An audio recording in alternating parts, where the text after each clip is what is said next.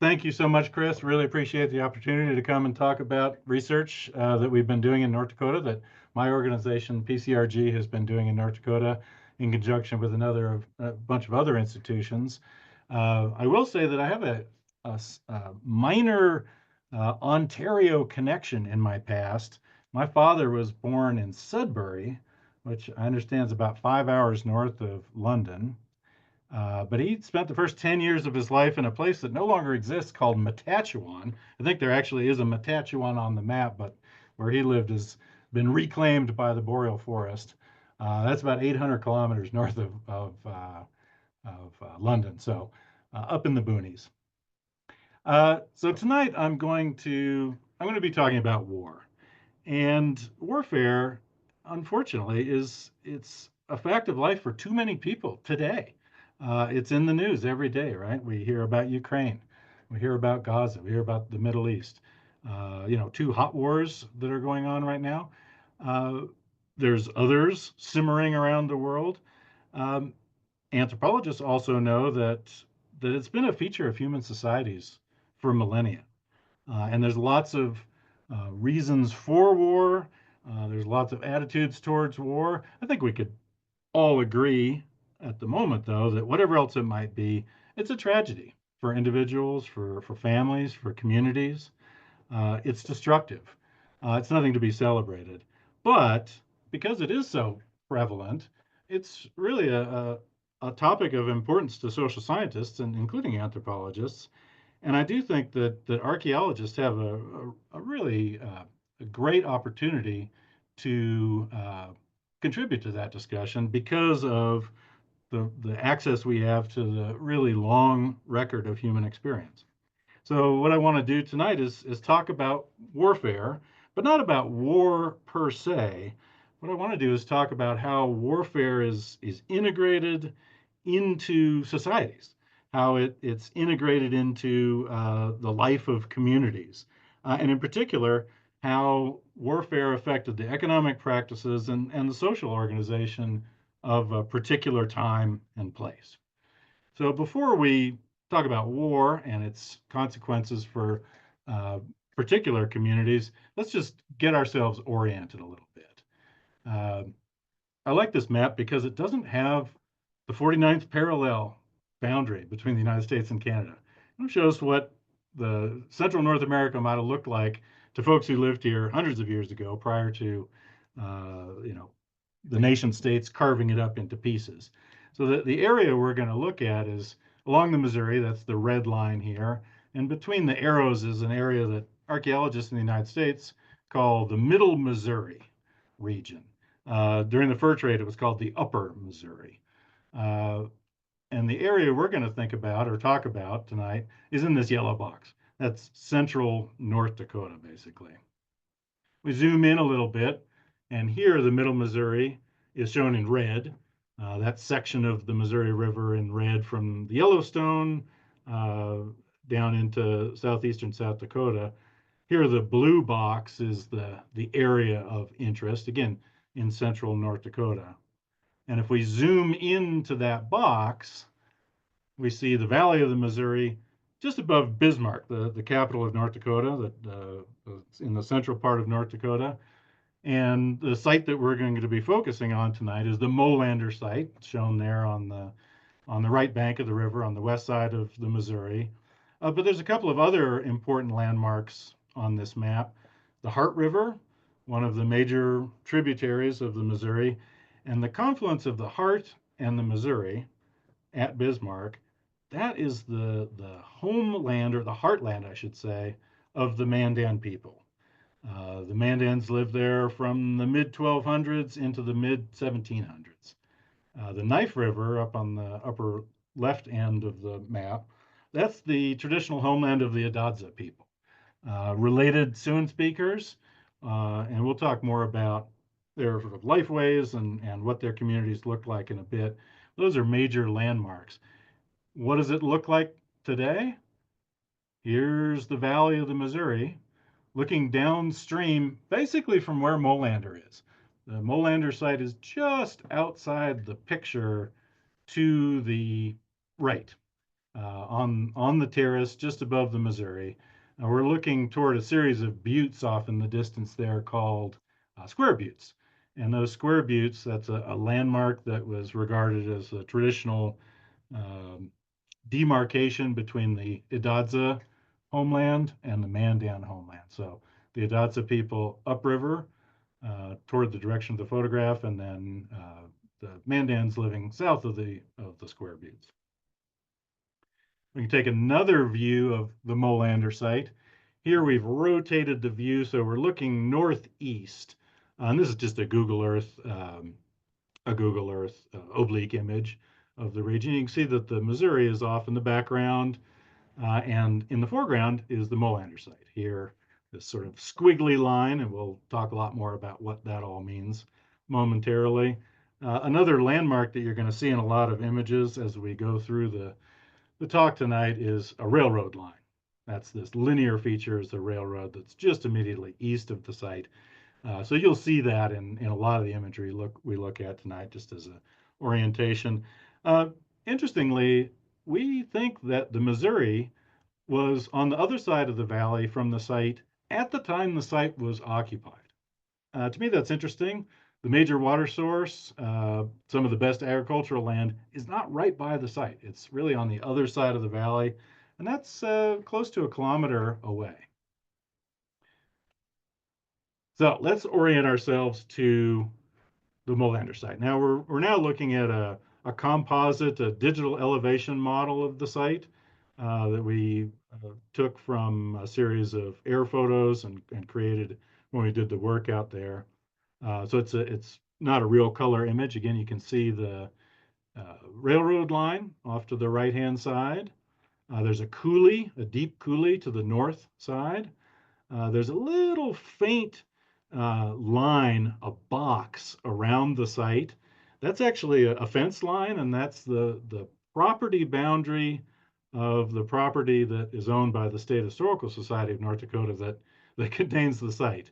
They bought the absolute minimum amount of land necessary to control purchase or to have to purchase the site. That was a long time ago. That was in 1930, and really they were quite forward thinking for having done so. That squiggly line that we've seen now here and in the prior photo, that's the fortification ditch that we're going to be talking about in some depth tonight. There's another pretty prominent feature of the site, which is a homestead that was built directly on the village in 1882. Actually, quite early for the settlement of the Northern Plains in North Dakota. Very shortly after the railroad bridge crossed the Missouri. So up prior to that time, boats were the only way to get across the Missouri. Again, we're on the west shore. Other than that homestead, which is pretty restricted, the site is actually in fantastic condition. And it's one of the reasons we can talk about the fortification in the way that we will tonight, because of this really marvelous preservation. So who lived there? Well, some of the best clues that we have, the best information that we have about who lived at the Molander site and when, comes from Lewis and Clark. So this is one of William Clark's map sheets of the Missouri that he drew as the Lewis and Clark and the Corps of Discovery came up the river in 1804. I've turned it on its side, partly so it fits on the screen, but it helps. That's the more natural orientation of the river. And so some of the features that Clark shows on here are Fort Mandan, that little triangular thing. That's where the Corps of Discovery spent the winter of 1804, 1805 on their way up and over the Rockies. So prior to their crossing of the Rockies, they stayed right there on the Missouri. And there's 5 little sort of amoeba-shaped dots just to the left of Fort Mandan. That was something that at the time were called the 5 villages. And this is where, during the early 19th century, the Mandans and the Hidatsas were living. So the 2 little blobs on the right-hand side of that oval were 2 settlements where Mandan people lived, and the 3 on the right-hand side on the Knife River, which we saw before, that's where Hidatsa groups lived. But Lewis and Clark had a Sanish man, an Arikara man, as a guide. He was actually a diplomat, and he was on his way on a diplomatic mission up to the Mandans and Hidatsas, very knowledgeable about the region, the river, history and politics of the area.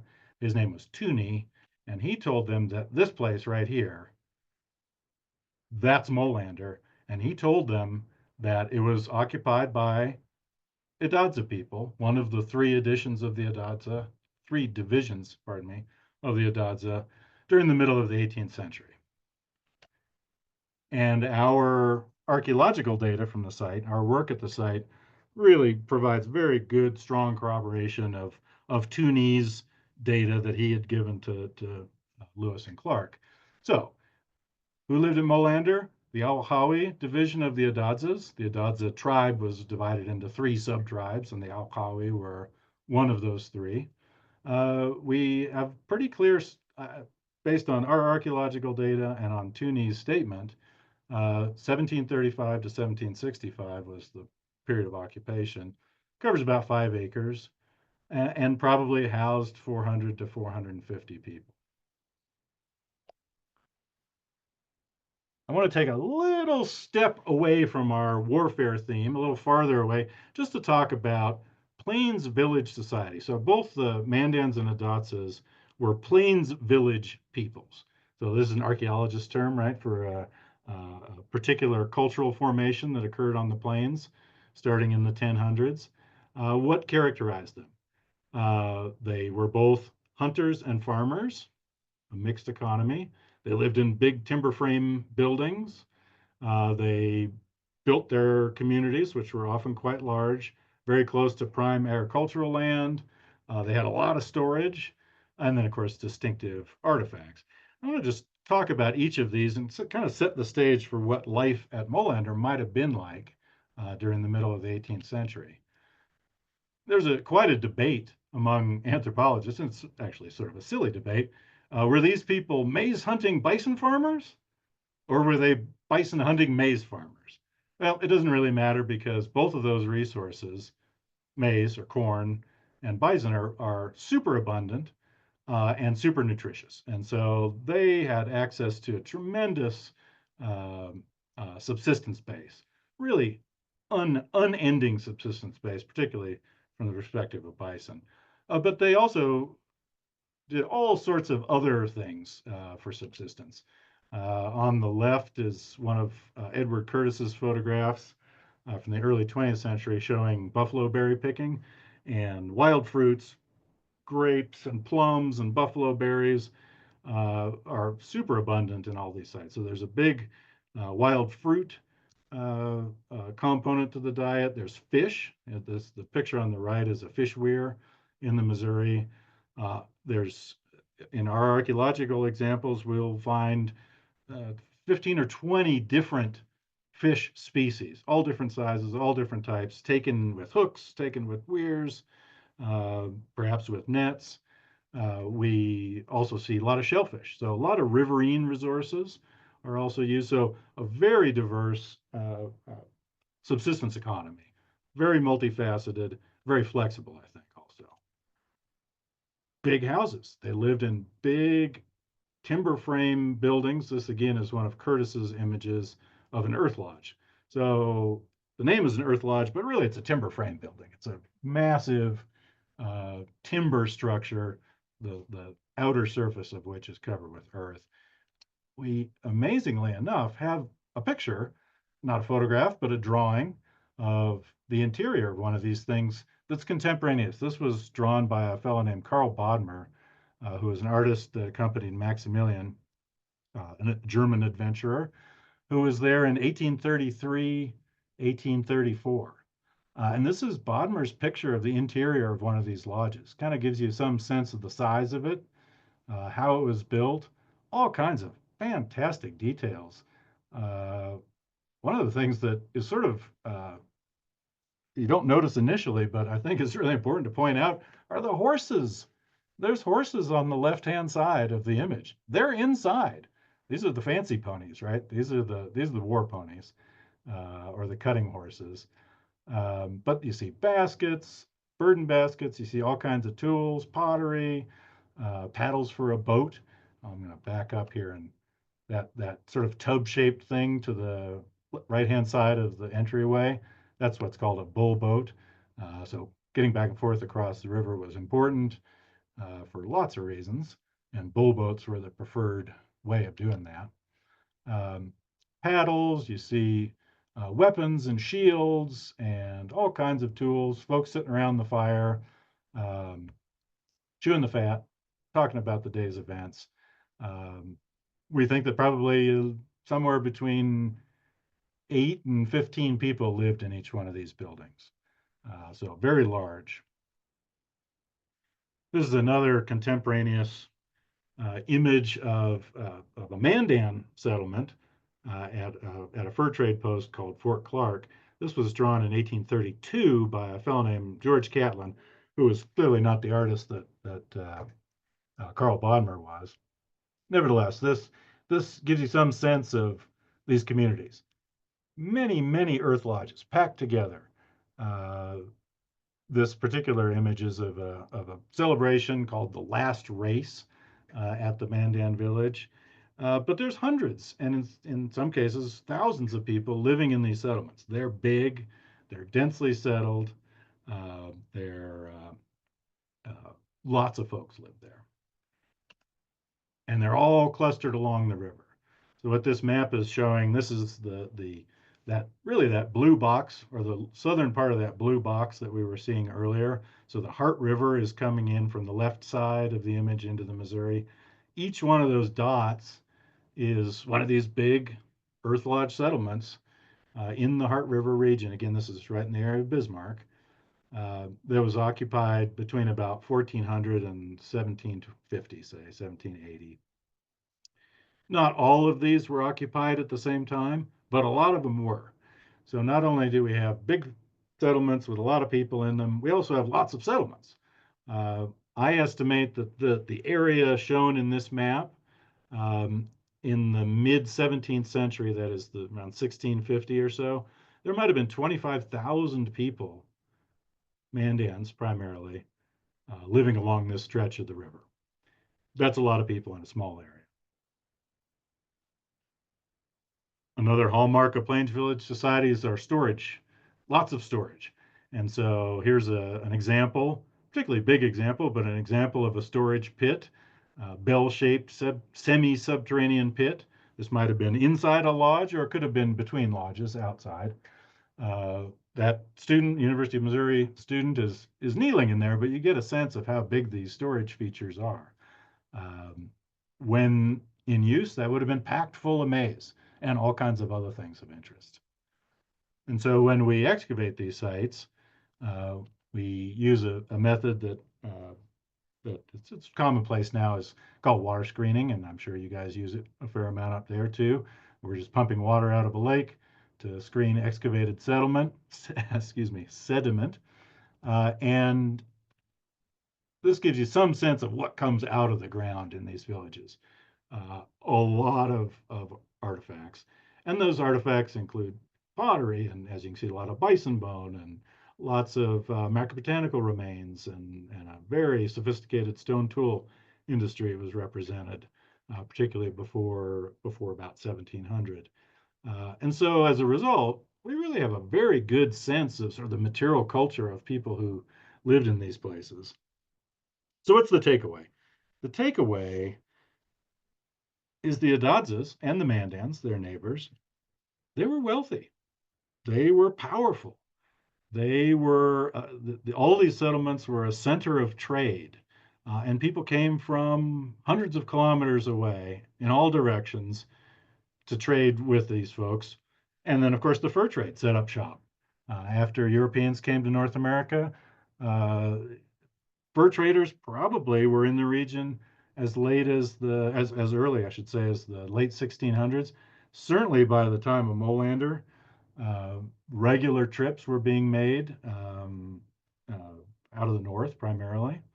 And then by the time of Lewis and Clark, fur traders were coming up the river from St. Louis.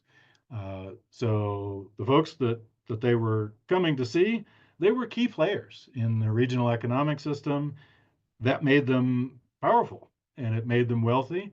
They had a very resilient economy, and they had a lot of material culture that they could spend in a variety of ways.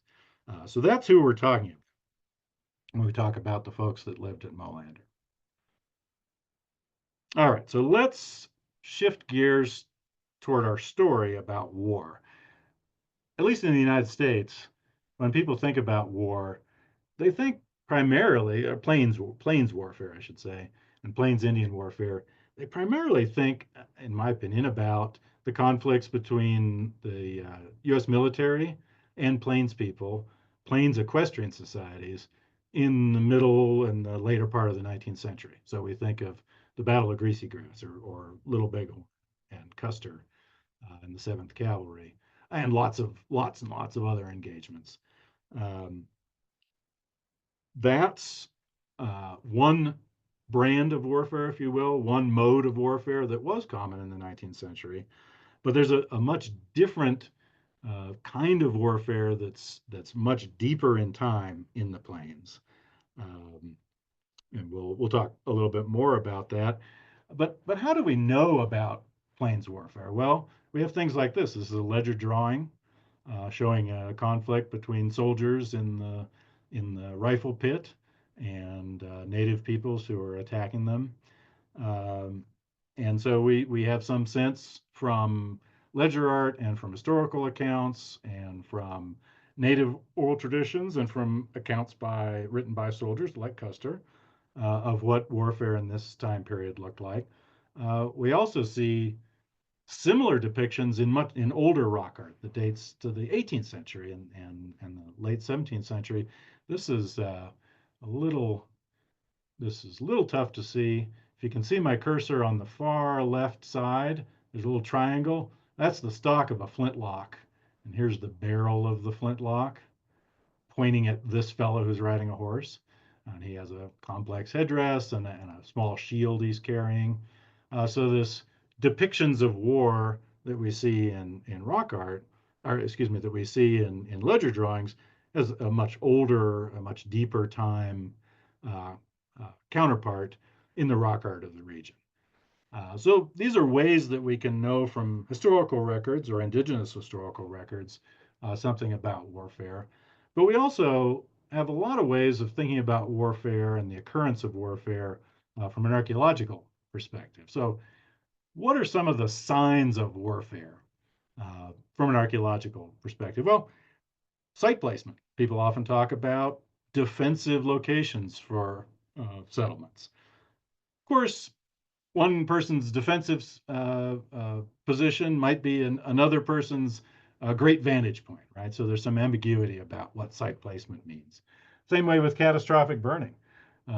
Settlements get burned down during war, but they also get burned for other reasons too, accidental reasons even. We have evidence from human remains that may point to warfare. There's a particularly devastating example at a site called the Crow Creek site in South Dakota, where we believe we have evidence this is from the early 1300s, of the entire settlement having been killed during a conflict, presumably warfare.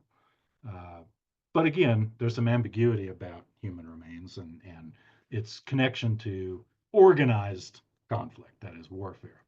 Fortifications are sort of a different beast, though. Fortifications, they're an indirect indicator of the frequency and intensity of warfare, not because they're built in anticipation of conflict. They're not built after conflict starts, typically. They don't work very well. They're too big, they're too complex, they're too much labor, as we'll see, to build after the conflict has started. So you build them beforehand, and so the choice to build them, the choice to construct a fortification, is one that's essentially a risk management, a risk assessment, right? Uh, to what extent do you anticipate that warfare is going to come to your community, and what's necessary? What do you need to do to protect yourself? So let's go on back to Molander and think a little bit about the fortification at Molander. One of the things, let's see, where are we here? Yes, so let's think about the ditch first of all.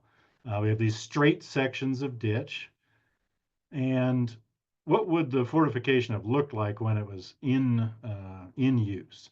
Well, I don't have a picture. I do have this drawing of a Roman fortification. And you think, well, Roman fortification, what does that have to do with anything? One of the interesting things about fortifications is that they're really engineering puzzles, and that people have solved the problem of war and the problem of defense, of community defense during war, in very much the same way over and over all over the world.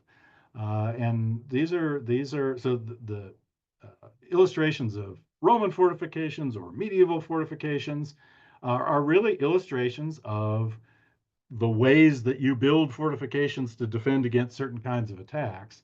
They're not. It's not a cultural preference. This is an engineering problem.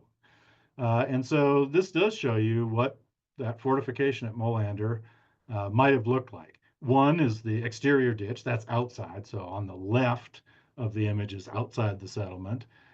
Five is, in this case, a plank wall, and it would have been vertical palisade posts at Molander set inside the ditch. Really, the main difference here is what's labeled number 4. We don't think that the ditch at the fortification at Molander had what's called a rampart, a raised area. So that wouldn't have occurred there. But the ditch and the palisade and the orientation of those things would have been very much the same. The other feature that we see in the fortification at Molander are something called bastions. And so there's 8 or 9 of these little bumps or loops around the perimeter.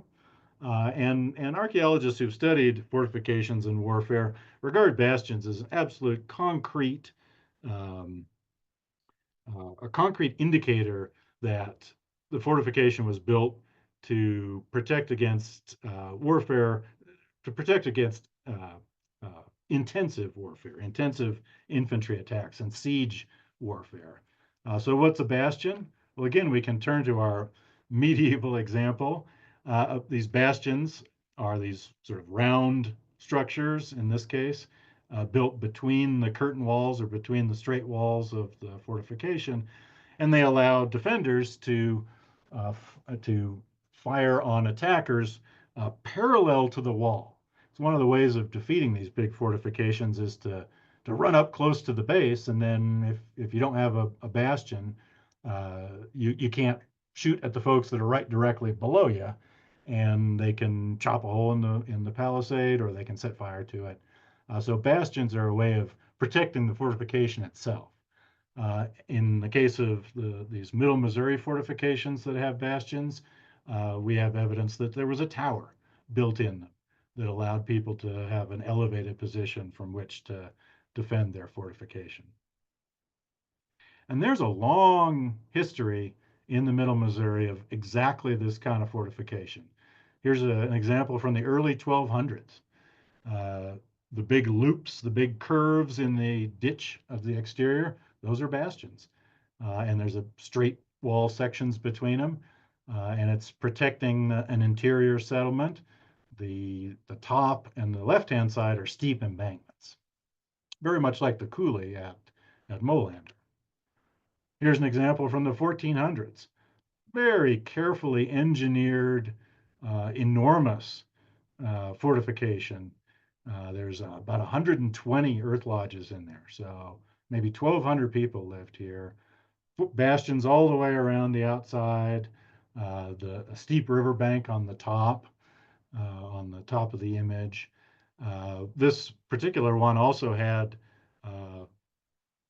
poles or probably sharpened sticks pointing outward from the base of the palisade wall. Another innovation to protect the fortification itself from attackers. We have another site here, this one occupied for a long period during the 16th, 17th, and 18th centuries. A whole series of encircling fortifications. This particular site diminished in size over time. So the exterior green, light green part is the earliest part of the fortification, or earliest part of the settlement, the earliest extent of the settlement. It contracted over time into the area that's shown in pink. But you can see on that exterior all these bastions with straight wall sections. So this particular technology was well understood and well practiced throughout the region. All right, so back to Molander again.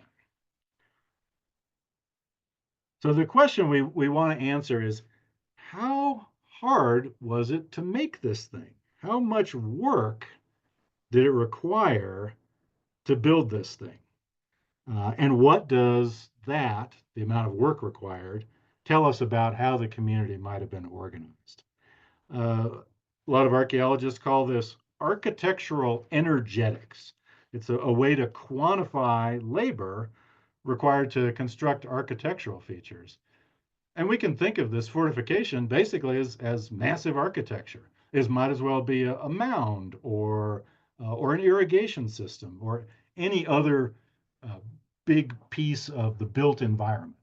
And so architectural energetics asks, how hard is it to make? And the answer can tell us something about how these communities were organized to be able to pull it off. So we've been looking at a lot of pictures of it.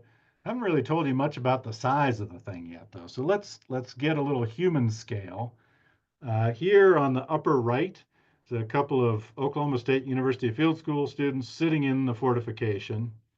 The fortification today, the ditch, is about half full of sediment, post-occupation deposits. So you're seeing about half of the depth of the fortification. On the lower left, again, another view of the fortification with in the very near ground is a bastion, one of the bastions that I was just talking about. And the fellow in the back is using a magnetometer to create a map of magnetic anomalies in the subsurface at the site. And that's one of the important things about how we've learned a lot about the site from the magnetic maps we've been able to make of it. That gives you some sense. Here's a ditch that's been excavated. This is at the Double Ditch site. So this is one of the fortifications surrounding that that the settlement that we saw a picture of a moment ago that's surrounded by multiple fortifications. This is Ann Johnson, a Montana archaeologist. She's not a particularly tall person, I will say, but she is standing in the bottom. And so you get some sense of the scale of these fortifications. Notice also the line of holes, of post molds behind her on the flat. That's the palisade line. So there's some sort of open flat area of a couple meters wide, 3 or 3.5 meters wide, between the ditch itself and the line of palisade posts that was on the inside. So again, here the exterior of the fortification is to the right, and the settlement or the town Double Ditch is on the left, inside the fortification or inside the palisade. How does it compare regionally? On this box and whisker plot is showing you on the left depth data for 14 different fortifications in the Heart River region and the Knife River region, this area that we're talking about. And then on the right is a box and whisker plot showing width data for the top width of the ditch. And what are the numbers for Molander? Well, the thing's about 3.5 meters wide at the top, and it's about 1.40 meters deep. Big. It's bigger than many in the region. It's bigger than the mean values, which are represented by the solid bars, but it's not out of the range. It's not crazily giant. It's big, but it's not super enormous. And this represents, by the way, fortifications dug over a long period of time. And some of the early ones are quite a bit smaller than some of the later ones. So if we're going to quantify, how much work was required to build this thing, we need to parse it into a couple of pieces, and we want to break it into two separate chunks that are built in two different ways. The part that's labeled cut terrace, sort of between the ends, between the arrows, this is along the coulee, is not a ditch. Looks like it from the aerial image. It's not a ditch, though. It's more of a bench. And so if we look at that in cross section, this is a vertical exaggeration of that. The dashed light gray line shows you what the edge of the coulee slope would have looked like prior to construction of the fortification. And then the black line is today's profile of the edge of the coulee. So where it says interior, that's the inside of the settlement. Exterior, that's the coulee. And what the builders of the fortification did was create a bench here. And so they had to cut some sediment away to create that flat bench. Um, Not quite as much as was needed to dig the ditch itself. On that flat bench, we believe was the palisade line. And so the coulee itself became sort of a giant ditch, if you will. And that made the construction of that portion of the fortification a little bit simpler. This cut terrace feature is pretty well known in the region. There's another site we've worked at called Chief Lookings Village. Not a particularly good digital elevation model, but on the two ends, it's on a big, high, narrow bluff. And on two ends, there's ditches dug, one with bastions on the right. On the left is a ditch cutting off the end of the little peninsula that it's on. But you see two cut terrace features on either side. So this site dates to the mid 1500s, so 200 years before Molander. And so this gives you this is another piece of that engineering puzzle. You know, how do you build a fortification that does what you need it to do, um, uh, but not overdo it, right? You don't want to expend more resources, more labor than is necessary. Okay, so how big then do we think the fortification at Molander was? Well, as I said, it's very well preserved, the whole ditch, so we can measure it on the surface. It's 440 meters long, going around the circle. It's 3.5 meters wide at the top. Our excavations, that we'll talk about in a minute, showed it's just under a meter wide at the bottom, so it has sort of a V-shaped profile. And again, it's about 1.40 meters deep. That cut terrace is an additional 152 meters long, about 4 meters wide, and kind of on average about 30 centimeters deep. If we want to think about the number of posts that are required to build the palisade, we can see that going all the way around both the ditch and the terrace, it's about 574 meters of posts that you need to fill up to make the palisade. Um, so that's the basic dimensions of the thing. Let's sort of translate that into something that we can get our brains around in terms of work effort. Uh, the volume of the ditch, we do the math using that length and width and depth information, and it's about 1,350 cubic meters of sediment had to come out to construct the ditch. Another 270 cubic meters to cut out the terrace. And of course, the sediment really just needs dug out and tossed to the side. It doesn't need to be transported a long distance. Our 574 meters of palisade requires almost 1,800 posts. We have some historical data that tells us something about the size of the posts. These are the size of sort of medium-sized trees, maybe 20, 30 centimeters in diameter and 8 or 10 meters high. Of course, they need to be socketed in, so a little longer length than that. They're not like a historical fort that you see images of where each post is immediately adjacent to each other. Other archaeological data says that there's about 3 posts per meter. So there's gaps between them, and we know from an historical account from 1738 that the finishing on the palisade was done by hanging a rawhide over it, covering it with hides, with bison hides. So the posts were supporting a framework that held up bison hides that was sufficiently strong to prevent arrows from penetrating. So that gives us some sense of the extent of the thing, how much work had to be accomplished. Let's try and translate that into work effort. This is a hard nut to crack. There's a so there's some data about how much people who know how to dig can dig in a day. There's a pretty well-known study from the Maya country in Mexico, done in the 1960s, by a fellow who did essentially time and motion studies to figure out how much earth people could move in a day using the kinds of tools that were available. Metal tools would have been pretty few and far between. It would have been mostly done with bone and wood tools. Um, that person estimated that a worker could excavate 2.6 cubic meters in a day. Um, I find that challenging to believe.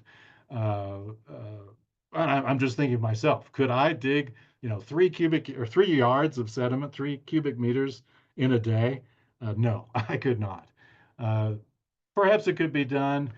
I've used a smaller number though, not so much because I disbelieve that estimate, but because the digging here was very difficult. And I'll show you why in just a minute. So I'm going to estimate that a little over 1,000 person days are required to do the digging, to cut the terrace and to dig the ditch. If we got 2-person teams and they're able to put in 10 posts a day, that's going to be another 350 person days of effort. So something on the order of 1,500 person days of effort to build the thing. We need another piece of information before we can really contextualize that and understand what that might have meant for the people who lived there. The question we need to have some information on is how quickly was this thing built and when during the life of the settlement?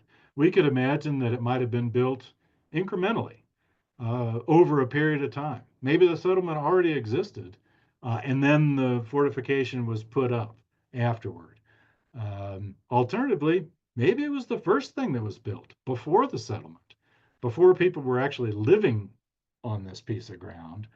Um, that's a very different sort of work profile, if you will, work effort, if you will, to do it all at once ahead of time, as opposed to doing it perhaps incrementally over a longer period of time. So we want to know when was the thing built in the life of the settlement, and perhaps how long of a period was required. So to answer that question, we excavated a trench, a hand trench across the fortification to see how the fortification ditch itself is related to the rest of the archaeology of the site. Didn't have very good pictures. I was thinking about this today, looking for a little better picture. What we're looking at here is into the ditch. We're looking toward the inside of the settlement. And so that rocky, rubbly looking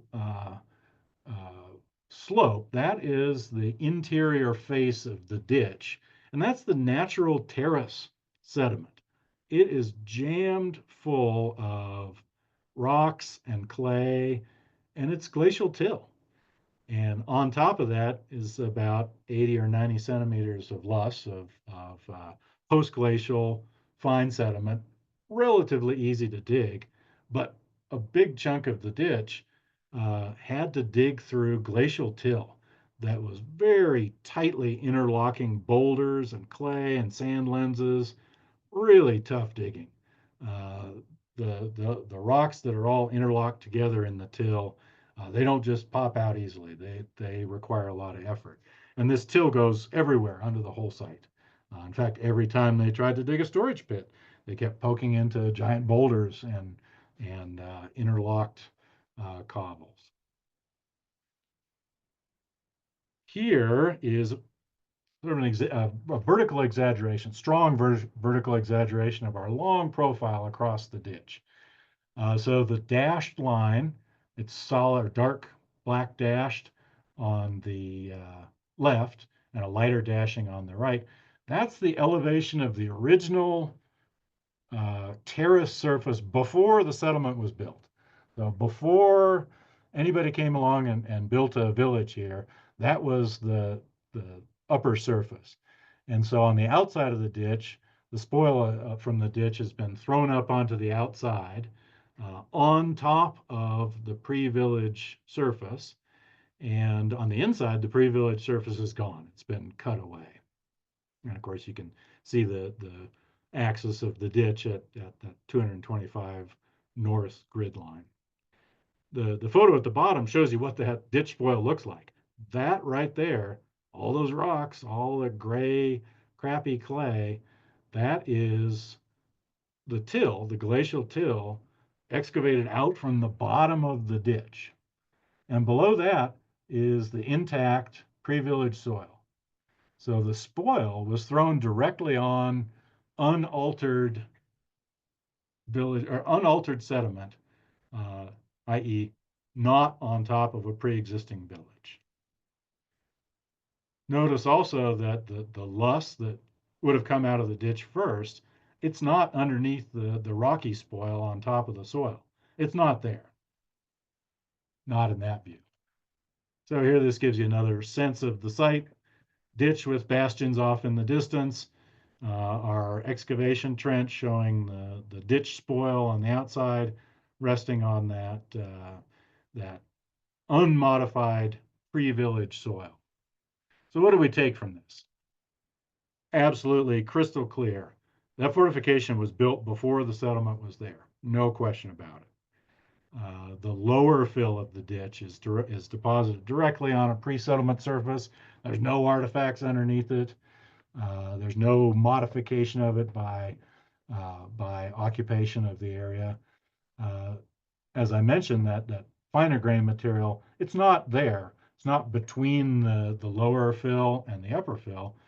We think it was probably stockpiled somewhere, this fine-grained loess that was sitting on top of the glacial ground till. It was stockpiled somewhere because they had to build earth lodges eventually, right? So earth lodges were built second. The fortification was built first, all essentially at one time. No one was living there when they came to start digging the ditch. All right, so let's bring it all the way back around to warfare and society. Warfare and community, maybe is a better way of putting it. Warfare in the Molander, Alhawi, Hidatsa village. Uh, if we had a 45-person crew to do the work, that's a tenth of the community. Remember, we were talking about 400 to 450 people living there, all in. That's grandmothers, that's children, that's able-bodied and non-able-bodied adults. Uh, how many of those 450 could you spare to do this job? Maybe more than a tenth. I don't know. This is where we have to start thinking anthropologically about what that might mean. Let's say we have a 45-person crew. That's a full month, a big chunk of the growing season, a big chunk of the hunting season during the summer, uh, taken up by doing nothing but digging a ditch and putting up palisade posts. Uh, what does that mean for how this community was organized? Well, the site had to be picked first, right? And the basic layout and size had to be determined, right? They built the fortification of a certain dimension in a certain location before there was a settlement there. And we know from our work that there is no village outside the fortification. 100% of the lived space of the built environment of that community is inside that ditch feature. The engineers had to understand what they were doing before they did it. That meant that they had to stockpile timber. My estimate for 32 days of a 45-person crew, that's only for installing posts. That's not for cutting them. That's not for transporting them. Remember, there were a lot of communities all along the river. We don't think that there was much of a floodplain forest at the time because So much of it had been used from centuries of occupation in the area. Trees had to be hauled from some probably quite great distance. They had to be cut down uh, before that, stockpiled somewhere, brought to the site. And these 45 people that are spending a good chunk of their summer just building the fortification, they couldn't be out hunting. They had to be supported while they were doing this. This is full-time work, 7 days a week. If it only takes 32 days, that's full-time work, continuous operations. So they needed support. Another reason I don't think that more than a tenth of the community could have been involved. Um, all of this is all about planning and organization. What does that require? That requires leadership. It requires a plan. It requires engineers. It requires people who are going to levy labor to do the work. It speaks to really an amazing amount of coordination and planning that went into constructing this. Once your fortification is done, then you got to build a town. And all of those earth lodges, which as you saw are quite large, they all require um, timber as well. It's a big undertaking. It's nothing that happens by chance. Again, we talked about fortifications being in anticipation of war. Boy, there's anticipation right there.